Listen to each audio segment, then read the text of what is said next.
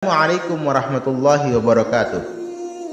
Sahabat, kali ini kita akan bercerita tentang seorang laki-laki mulia dan memiliki peranan yang sangat besar dalam sejarah Islam. Seorang panglima perang serta kebanggaan suku Kurdi. Dia adalah Salahuddin Yusuf bin Najmuddin Ayyub bin Shadi, atau yang lebih dikenal dengan sebutan Salahuddin Al-Ayyubi. Dia adalah seorang laki-laki yang mungkin sebanding dengan 1000 laki-laki lainnya. Salahuddin Al-Ayyubi adalah laki-laki dari kalangan Ajam, non-Arab. Tidak seperti yang disangkakan oleh sebagian orang bahwa Salahuddin adalah orang Arab. Dia berasal dari suku Kurdi dan dia lahir pada tahun 1138 Masehi di kota Tikrit, Irak, kota yang terletak antara Baghdad dan Mosul. Dia melengkapi orang-orang besar dalam sejarah Islam yang bukan berasal dari bangsa Arab, seperti Imam Bukhari, Imam Muslim, Imam Tirmidzi, dan yang lainnya. Karena suatu alasan, kelahiran Salahuddin memaksa ayahnya untuk meninggalkan kota Tikrit, sehingga sang ayah merasa kelahiran anaknya ini menyusahkan dan merugikannya. Namun kala itu ada orang yang menasihatinya.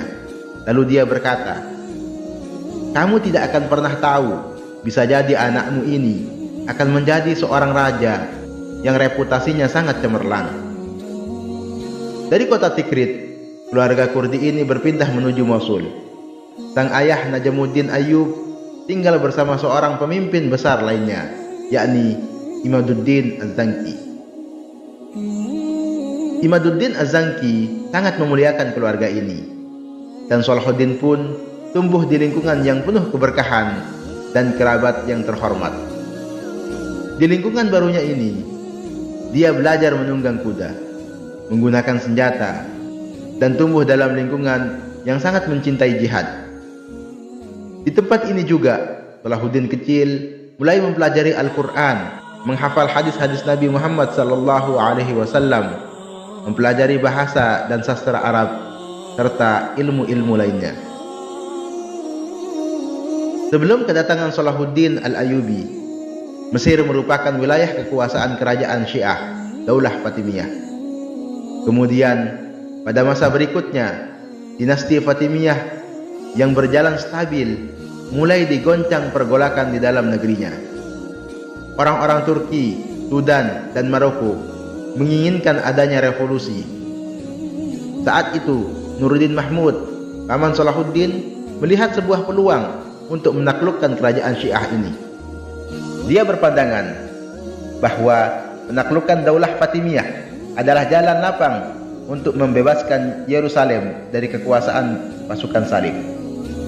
Nuruddin benar-benar merealisasikan cita-citanya ini. Ia mengirim pasukan dari Damaskus yang dipimpin oleh Asaduddin Syirkuh untuk membantu keponakannya Salahuddin Al-Ayyubi di Mesir. Mengetahui kedatangan pasukan besar ini, sebagian pasukan Salib yang berada di Mesir lari kocar-kacir, sehingga yang dihadapi oleh Asaduddin dan Salahuddin hanyalah orang-orang Fatimiyah saja. Daulah Fatimiyah berhasil dihancurkan dan Salahuddin diangkat menjadi menteri di wilayah Mesir. Namun tidak lama menjabat sebagai menteri di Mesir. 2 bulan kemudian, Salahuddin diangkat sebagai wakil dari Khalifah dinasti Ayyubiyah. Selama 2 bulan memerintah Mesir, Salahuddin membuat kebijakan-kebijakan progresif dan visioner. Dia membangun 2 sekolah besar berdasarkan mazhab Ahlus Sunnah wal Jamaah. Hal ini ia tujukan untuk memberantas pemikiran Syiah yang bercokol sekian lama di tanah Mesir. Hasilnya bisa kita rasakan hingga saat ini. Mesir menjadi salah satu negeri pilar dakwah Ahlus Sunnah wal Jamaah. Kebijakan lainnya yang ia lakukan adalah mengganti penyebutan nama-nama Khalifah Fatimiyah dengan nama-nama Khalifah Abbasiyah dalam khutbah Jumat. Persiapan Salahuddin untuk menggempur pasukan Salib di Yerusalem benar-benar matang. Dia menggabungkan persiapan keimanan non-materi dan persiapan materi yang luar biasa. Persiapan keimanan yang dia bangun dengan membersihkan akidah Syiah batiniyah dari dada-dada kaum muslimin dengan membangun madrasah dan menyemarakkan dakwah. Persatuan dan kesatuan umat ditanamkan dan dibangkitkan kesadaran mereka terhadap pasukan salib. Dengan kampanyenya ini, dia berhasil menyatukan penduduk Syam, Irak, Yaman, Hijaz, dan Maroko di bawah satu komando. Dari persiapan non-materi ini, terbentuklah sebuah pasukan dengan cita-cita yang sama dan memiliki landasan keimanan yang kokoh. Dari segi fisik, Salahuddin mengadakan pembangunan markas militer, benteng-benteng perbatasan, menambah jumlah pasukan, memperbaiki kapal-kapal perang, membangun rumah sakit, dan yang lainnya. Pada tahun 580 Hijriah, Salahuddin menderita penyakit yang cukup berat.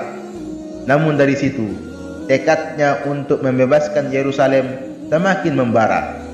Ia bertekad, apabila sembuh dari sakitnya, dia akan menaklukkan pasukan salib di Yerusalem, membersihkan tanah para nabi tersebut dari kesyirikan Trinitas. Dengan karunia Allah, Salahuddin pun sembuh dari sakitnya. Ia mulai mewujudkan janjinya untuk membebaskan Yerusalem. Pembebasan Yerusalem bukanlah hal yang mudah. Salahuddin dan pasukannya harus menghadapi pasukan salib di Hattin terlebih dahulu. Perang ini dinamakan Perang Hattin, perang besar sebagai pembuka untuk menaklukkan Yerusalem.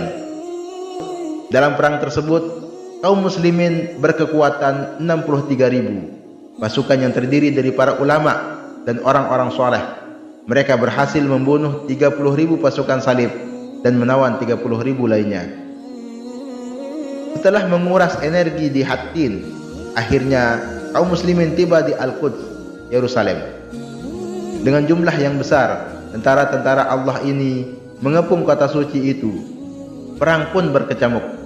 Pasukan salib sekuat tenaga mempertahankan diri. Beberapa pemimpin muslim pun menemui syahid mereka dalam peperangan ini. Melihat keadaan ini, kaum muslimin semakin bertambah semangatnya untuk segera menaklukkan pasukan salib. Untuk memancing emosi kaum muslimin, pasukan salib memancangkan salib besar di atas Qubatul Syahrah. Salahuddin dan beberapa pasukannya segera bergerak cepat ke sisi terdekat dengan Qubatul Syahrah untuk menghentikan kelancangan pasukan salib. Kemudian kaum muslimin berhasil menjatuhkan dan membakar salib tersebut. Setelah itu, Jundullah menghancurkan menara-menara dan benteng-benteng Al-Quds. Pasukan salib mulai terpojok. Mereka bercerai-berai dan mengajak berunding untuk menyerah. Namun Salahuddin menjawab, "Aku tidak akan menyisakan seorang pun dari kaum Nasrani, sebagaimana mereka dahulu tidak menyisakan seorang pun dari umat Islam ketika menaklukkan Yerusalem." Namun pimpinan pasukan salib, Balian bin Bazran, mengancam, "Jika kaum muslimin tidak mau menjamin keamanan kami, maka kami akan bunuh semua tahanan dari kalangan umat Islam yang jumlahnya hampir 4.000 orang. Kami juga akan membunuh anak-anak dan istri-istri kami, menghancurkan bangunan-bangunan, membakar harta benda, menghancurkan Qubatul Syahrah, membakar apapun yang bisa kami bakar. Dan setelah itu, kami akan hadapi kalian sampai darah penghabisan. Satu orang dari kami akan membunuh satu orang dari kalian. Kebaikan apa lagi yang bisa engkau harapkan?"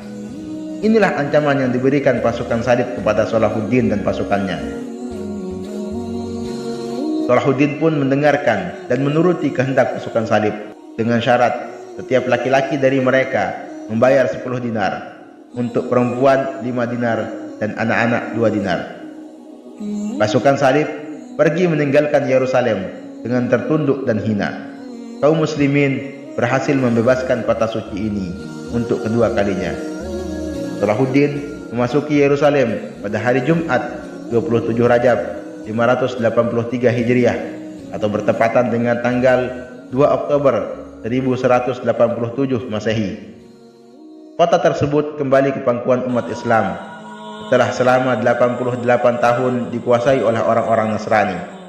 Kemudian ia mengeluarkan salib-salib yang terdapat di Masjid Al-Aqsa, membersihkannya dari segala najis dan kotoran, dan mengembalikan kehormatan masjid tersebut. Sebagaimana manusia sebelumnya, baik dari kalangan nabi, rasul, ulama, panglima perang, dan yang lainnya, Salahuddin pun wafat, meninggalkan dunia yang fana ini. Ia wafat pada usia 55 tahun, pada 16 Safar 589 Hijriah, bertepatan dengan 21 Februari 1193 Masehi di kota Damaskus. Ia meninggal karena mengalami sakit demam selama 12 hari. Orang-orang ramai menyolati jenazahnya. Anak-anaknya Ali, Utsman, dan Ghazi turut hadir menghantarkan sang ayah ke peristirahatannya. Semoga Allah meridai, merahmati, dan membalas jasa-jasa engkau, wahai pahlawan Islam, sang pembebas Yerusalem.